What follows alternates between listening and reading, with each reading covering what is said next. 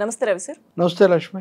Sir, TDP అధినేత Chandrababu skill development scam కేసులో bail రద్దు చేయాలంటూ వేసిన పిటిషన్ను సుప్రీంకోర్టు వాయిదా వేసింది సార్. సార్, జనరల్గా ఈ కేసులో పరిణామాలు ఇప్పటివరకు మనం చాలాసార్లు చూసాం, మనం మాట్లాడదాం కదా సార్.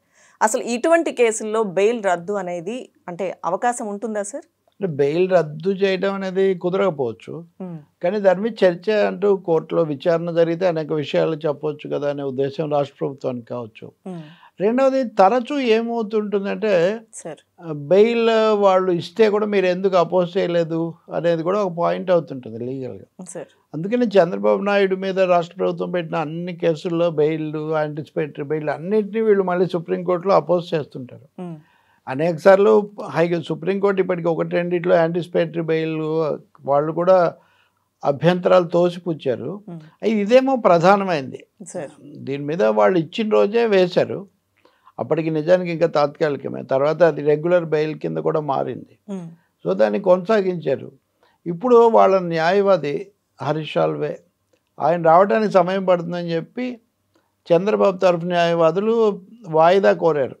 వీళ్ళేమో కాదు, ఆలస్యం అవుతుంది, వెంటనే విచారించాలన్నారు. దాన్ని ఫిబ్రవరి 20 అంటే ఈ నెల 26కు మొత్తానికి వాయిదా వేశారు.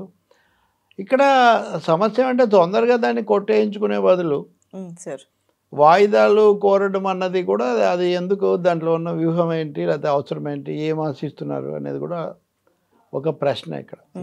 సార్, అంటే ఇన్నిసార్లు వాయిదాలు అంటే ఇప్పుడు రేపు 26వ తారీఖుకి సుప్రీంకోర్టు వాయిదా వేసింది కదా సార్, తదనంతర పరిణామాలు ఎట్లా ఉండొచ్చు సార్? మళ్ళీ అంటే వాయిదా వేయటం అంటే మొదలవుతుంది కదా. ఇప్పుడు హరీష్ సాల్వే వచ్చి కొన్ని వాదనలు వినిపిస్తారు. ఆ వాదనలకు వీళ్ళు మళ్ళీ కౌంటర్ ఆర్గ్యుమెంట్స్ వీళ్ళు కూడా చెప్పాలి. లేదా దీనివల్ల నష్టము లేకపోతే ప్రభావితం చేస్తున్నారు, అక్కడక్కడ సభల్లో మాట్లాడుతున్నారు, లోకేష్ మాట్లాడుతున్నాడు, ఇట్లాంటి ఆరోపణలని వాళ్ళు చేశారు. మిగిలిన కేసుల్లోనేమో సుప్రీంకోర్టు కొట్టేసింది అనుకోండి, ఇప్పుడు కూడా వాళ్ళు అలాంటి వైఖరి తీసుకోవచ్చు, లేకపోతే దాని మీద విచారణ జరిపే అవకాశం కూడా ఉంటుంది కదా. కాబట్టి విచారణకు ఎంత సమయం ఇస్తారు, ఎంత తొందరగా ముగిస్తారనేది సుప్రీంకోర్టు న్యాయమూర్తులు జస్టిస్ బేలా ఎం త్రివేది ఇంకొకరు వాళ్ళు దాని మీద ఆధారపడి ఉంటుంది. కొన్నిసార్లు బెయిల్ అనేది bail is a rule and jail is an exception అంటారు. కాబట్టి బెయిల్ మేము పెద్ద జోక్యం చేసుకోదలుచుకోలేదని కూడా చెప్పొచ్చు.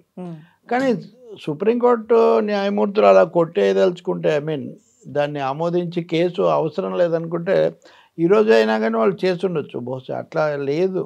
కాబట్టి దీన్ని తేల్చకుండా కొంత వాయిదా పడుతుందేమో అనిపిస్తుంది. వచ్చేసారి కూడా సాల్వే చేసే వాదనలు, ఆ వాదనలకు మళ్ళీ వీళ్ళ ప్రతివాదనల కోసం సమయం కోరటం, ఆ విధంగా ఇది కొనసాగే అవకాశం కూడా ఉంటుంది. ఇలాంటివి ఇంకా చాలా ఉన్నాయి వాస్తవానికి. ఇప్పుడు ఔటర్ రింగ్ రోడ్ అది ఉంది, దాని మీద కూడా వెళ్ళారు. ఆ తర్వాత మొన్న ఏసీబీ కోర్టులో ఛార్జెస్ అది A1 A2గా చంద్రబాబు, నారాయణ, లోకేష్ వీళ్ళందరినీ చేసి ఛార్జ్ షీట్ వేశారు. సో ఏదో ఒక విధంగా ఈ కేసులను అలా కొనసాగించటము, వాటిలో తమ ముందున్న సాక్ష్యాలు కోర్టుల ముందు పెట్టి ఛార్జ్ షీట్ వరకు అనుమతి తీసుకోవటం అన్న పద్ధతి రాష్ట్ర ప్రభుత్వం, సిఐడి ముఖ్యంగా ఇక్కడ సిఐడి చేస్తూ ఉన్నారు. సో అది వాయిదా పడినప్పుడు లేకపోతే అనుమతి రానప్పుడు అంతా వెంటనే షాక్ అది ఇది అంటున్నారు. కానీ కేసులు అయితే కొట్టివేయబడడం లేదు అనేది మనం వీటిలో గుర్తించాల్సి ఉంటుంది. అసలు కేసులకే అవకాశం లేదు, ఏంటి చర్చ, దీంట్లో ఏముందని వచ్చారు అని న్యాయమూర్తులు చెప్పడం లేదు. వాళ్ళు కేసులు అలా లైవ్లీగానే ఉంచుతున్నారు. ఇప్పుడు బెయిల్ ఇస్తే కూడా అంతే కదా. ఈ బెయిల్ మీద కూడా పూర్తి స్థాయి విచారణ మొదలై వీళ్ళు సాక్ష్యాధారాలు అవన్నీ సమర్పించినప్పుడు అది ఇంకా చాలా రోజులు జరిగే అవకాశం ఉంటుంది. సో ఇప్పుడు రెండో వైపు నుంచి మనం చూస్తే తొందరగా హాజరై దాన్ని కొట్టేయించుకొని రాష్ట్ర ప్రభుత్వం పిటిషన్ చేసే బదులు, ఇప్పుడు సాల్వేకు కుదరలేదు, రాలేదు, సాల్వే రాకపోతే సిద్ధార్థ లూత్రా లాంటి వాళ్ళు అది వరకు ఉన్నారు, మరి వాళ్ళు ఎందుకు వచ్చి టేకప్ చేయట్లేదు అంటే 2 కారణాలు అయి ఉండాలి. ఒకటేమో ఈయన కూడా బిజీగా ఉండటం, లేదా ఈయన వాదనలు పొత్తిగా అంతగా నచ్చకపోవటం. మూడోది పర్చేసింగ్ టైం. ఈ విధంగా జరుగుతుంటే మామూలుగా ఎవరు కేసుల్లో వాద ప్రతివాదులు ఎవరైనా ఇలాంటివి చేస్తూనే ఉంటారు, ఒక ఏదో పద్ధతిలో సమయం పొందుతూ. ఇప్పుడు ఇంకొకసారి వాయిదా పడింది అనుకోండి, అప్పటికి మార్చి ఎన్నికలు ఈ వాతావరణం అంతా వస్తుంది. సో కోర్టులు అన్ని విషయాలు పరిగణనలోకి తీసుకొని వాళ్ళు చెప్తూ ఉంటారు. అంటే ఎన్నికల వాళ్ళకి సంబంధం లేకపోయినా వాళ్ళ దృష్టిలో అయితే జరిగే పరిణామాలన్నీ ఉంటాయి కదా.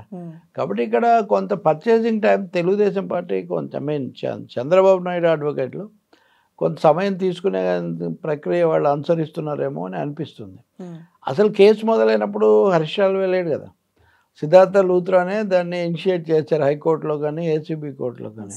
ఇప్పుడు ఆయన లేకపోతే కుదరదు అని చెప్పడం, వీళ్ళేమో దానికి కోర్టు కూడా అటు ఇటు తిరిగి, అంటే ఈ రోజు నుంచి చూస్తే 2 వారాలు వాయిదా వేశారు. ఇలాంటి 2 వారాల వాయిదాలు ఇంకొకటో రెండో వచ్చాయంటే చాలా ఎన్నికలు సమీపిస్తాయి. అందుకని ఇప్పటికిప్పుడు ఎదుర్కొని కేసుల్లో లోతైన విచారణ జరిపి తేల్చుకోవాలి అనే దానికంటే కూడా ముందు ప్రజల తీర్పు కోసం ఎన్నికలను ముందు చూసుకుందాం, తర్వాత ఇది అనే ఒక ఆలోచన చేస్తుండొచ్చు. అంటే మనం ఇలా అంటే ఎవరు ఒప్పుకోరు, కానీ అడ్వకేట్లకు ఆ విధమైన అవగాహన, వాళ్లకు క్లయింట్లుగా ఉన్న వాళ్లకు మధ్యలో వాళ్ళు చెప్పుకునే దాంట్లో ఇలా చేద్దాము, కొంత సమయం తీసుకుందాం, ఇట్లా అనుకోవటం అనేది జరుగుతుంటుంది.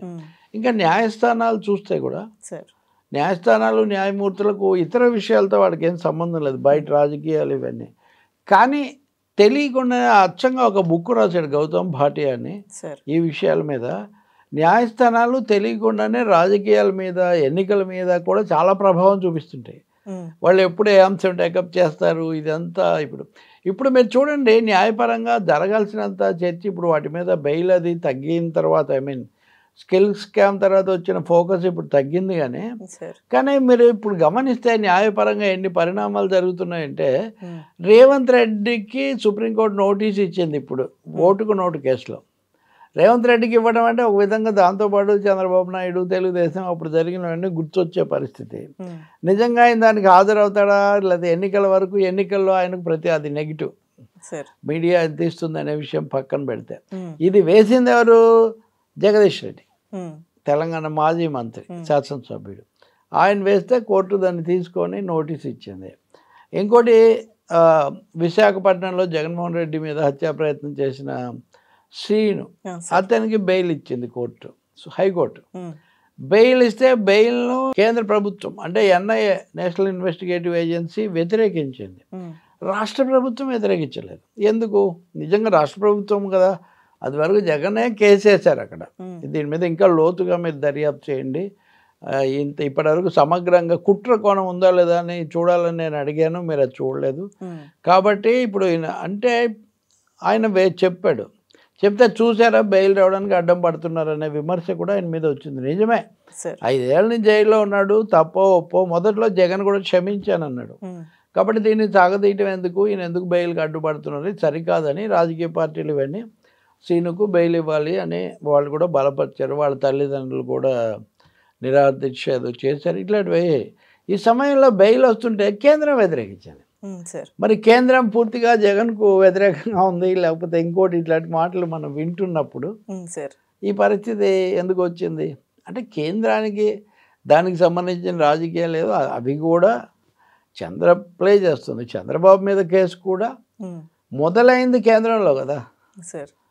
అది వరకు స్కిల్ స్కామ్ అనేది వాళ్ళు బయటపెడితే మేము ఫాలోఅప్ చేస్తున్నాం అనేది రాష్ట్ర ప్రభుత్వ వాదన. అది కేసా కాదా, అది తేదీనా కాదా అన్న దాని మీద ఇప్పుడేం డిస్ప్యూట్ లేదు, కేసు ఉంది. ఈ కేసు మీద 17A వర్తిస్తుందా లేదా అన్నది ఒకటి సుప్రీంకోర్టు తర్వాత విచారిస్తానని దాన్ని ఏప్రిల్కు వాయిదా వేసింది తప్ప, అసలు కేసే లేదు, సమస్య లేదు, అవినీతి లేదని సుప్రీంకోర్టు కూడా ఏం చెప్పలే ఇప్పటివరకు. సో ఈ అంశాలన్నీ పెండింగ్లో ఉన్నాయి. నేను మీకు 2 ఉదాహరణలు చెప్పాను. రేవంత్ కేసు ఇప్పుడే ఎందుకు వస్తుంది, ఇది ఎప్పుడే ఎందుకు వస్తుంది, ఇంకా కొన్ని ఇటువంటివి వాళ్ళు తవ్వి తీస్తున్న పరిస్థితి కూడా ఉంది. సరే, ఇంకోవైపున జగన్ మీద అంతకుముందు ఉన్న కేసుల గురించి కూడా కొంతమంది వాటి మీద వేసింది కూడా సుప్రీంకోర్టు ముందే ఉంది. సో ఇవన్నీ ఎప్పుడు ఏ రూపం తీసుకుంటాయి, న్యాయస్థానాలు, అత్యున్నత న్యాయస్థానం ఏ ఉత్తర్వు ఇస్తుంది అన్నది మనం చూడాల్సిందే. కానీ 2 అయితే అర్థమవుతున్నాయి. ఒకటి, రాష్ట్ర ప్రభుత్వ పిటిషన్ను సూటిగా తోసివేసి అయిపోయింది, ఇంకా బెయిల్కు తిరుగులేదు అన్న వాతావరణం కూడా సుప్రీంకోర్టు కల్పించలేదు. రెండోది, అదే సమయంలో బెయిల్ రద్దు చేయటం కుదరదు అని కూడా చెప్పలేదు. కాబట్టి కోర్టు వైఖరి వల్ల ఒకటి ఆలస్యము, 2 అనిశ్చితి కూడా జరిగినా సరే మేము ఇంకా విచారిస్తామనే వైఖరే వాళ్ళు తీసుకుంటున్నారు. ఆ హక్కు వాళ్ళకు ఉంది, ఎవరు ప్రశ్నించలేరు. కానీ 1 సైడెడ్గా వెళ్తాము, సార్ మా మాటే చెల్లుతుంది లేదా ఇదంతా తప్పు అని చెప్పిన వాదనకు కూడా అక్కడే మద్దతు లభించలేదు. అది ఇంకా స్క్రూటినీ కిందే ఉంది.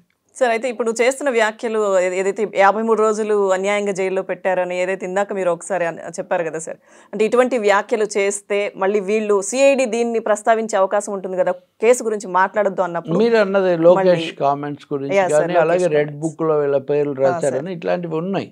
ఇవి తప్పకుండా చర్చ జరిగినప్పుడు అవన్నీ కూడా ప్రభుత్వం తరఫు వాళ్ళు వాటిని ప్రస్తావిస్తారు. ఇంకోటి ఏమో ఇప్పుడు మనం అదే శ్రీనివాస్ విషయంలో చూస్తే వాళ్ళు వ్యతిరేకించకుండా ఉండిపోయారు కదా. సార్ అందువల్ల సిఐడి వాళ్ళు కూడా ఇన్ని రోజులుగా జరుగుతున్న కేసులు విచారణ వీటన్నిటి నుంచి వాళ్ళు తీసుకునే గుణపాఠాలు వాళ్ళు తీసుకొని కొంత వ్యూహాత్మకంగా ఎక్కడ ఎట్లా వెళ్ళాలి వెళ్ళకూడదు అనే ఒక వ్యూహాన్ని పాటిస్తున్నట్టుగా మటుకు మనకు అర్థమవుతుంది. కాబట్టి రాబోయే రోజుల్లో ఈ కేసులు కొన్ని తీవ్రమవుతాయి, కొన్ని తెరమరుగవుతాయి, కొన్ని కొత్త మలుపు తిరుగుతాయి. Thank you sir.